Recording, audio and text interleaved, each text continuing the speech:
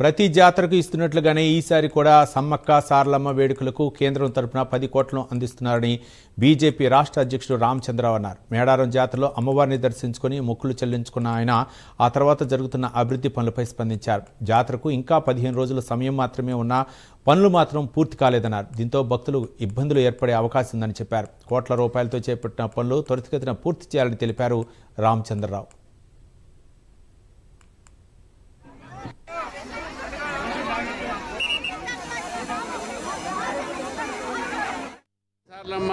ఈ పరిసరంలో ప్రభుత్వం అనేక రోజులుగా మీ పనులు మొదలు పెడతాను అని చెప్పడం జరిగింది. మరి మేము కూడా మా తరఫు నుంచి పరిశీలించాం. ఇంకా 10-15 రోజులు మాత్రమే అసలైన జాతరకు సమయం ఉంది. ఇప్పటికే పనులు సగం కూడా పూర్తి కానట్టు మనకు కనబడతా ఉంది. కొన్ని కోట్ల రూపాయలతో ఈ యొక్క పన్ను మొదలుపెట్టినటువంటి ఒక రాష్ట్ర ప్రభుత్వం మరి ఈరోజు ఈ 15 రోజుల సమయంలో మీరు ఏం చేయగలుగుతారని చెప్పేసి కూడా అనుమానంగా ఉన్నది.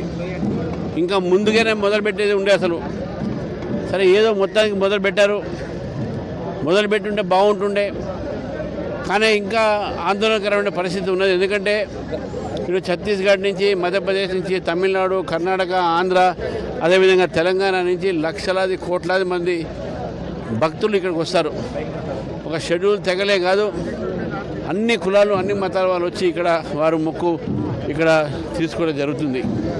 కాబట్టి ఈ సందర్భంగా నేను ప్రభుత్వాన్ని కోరుతా ఉన్నాను, ఇక్కడ సౌకర్యాలు పనులు అన్నీ కూడా వారు వేగవంతం చేసి పూర్తి చేసి ఇక్కడ వచ్చే భక్తులకు అన్ని సౌకర్యాలు కలిగించాల్సిందిగా కోరుతా ఉన్నాను.